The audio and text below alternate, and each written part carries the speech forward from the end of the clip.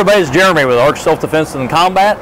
Another one of those things we were talking about, we did a little bit of video clip earlier on some parking lot safety. Another one of those things we want to talk about was while you're out putting gas in your vehicle.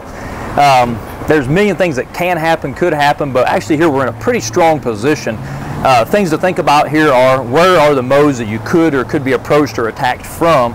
So we're looking at coming down this side of the vehicle, that side of the vehicle, or from the front of the pump. So two places we want to look at. One is back against the pump here while we pump gas into the vehicle, so I can see here and I can see there.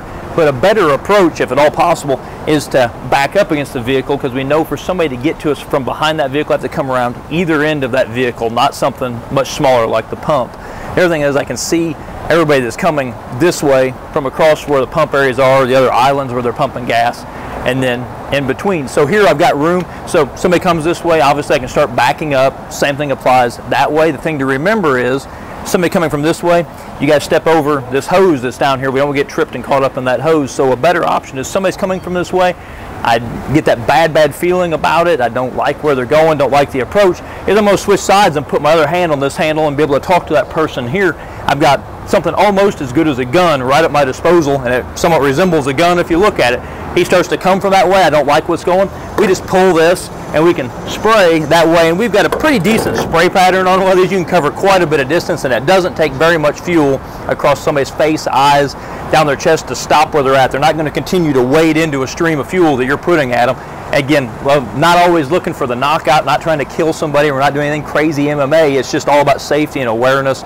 And most people aren't willing to come after you for a wallet, a credit card, or a couple of bucks, or even your vehicle at a gas pump if you're willing to soak them in gasoline or soak them in diesel fuel.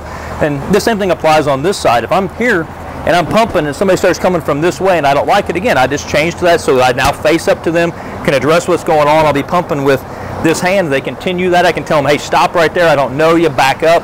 Don't be afraid to be a little bit rude or assertive in the fact that you want your space, your safety, especially if you don't know them or you're in a bad part of town. Who cares if their feelings get hurt? You're about being safe right now.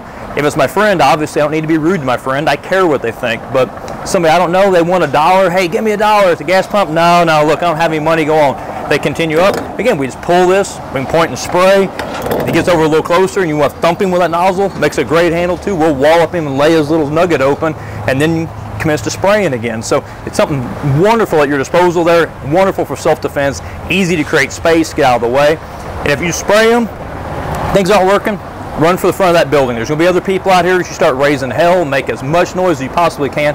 Somebody's going to pay attention, and that guy that was going to be an attacker, his goal at that point is going to be get out of there, go somewhere, get this fuel off of him, and it kind of takes that attack away. So nothing wrong with turning the tides.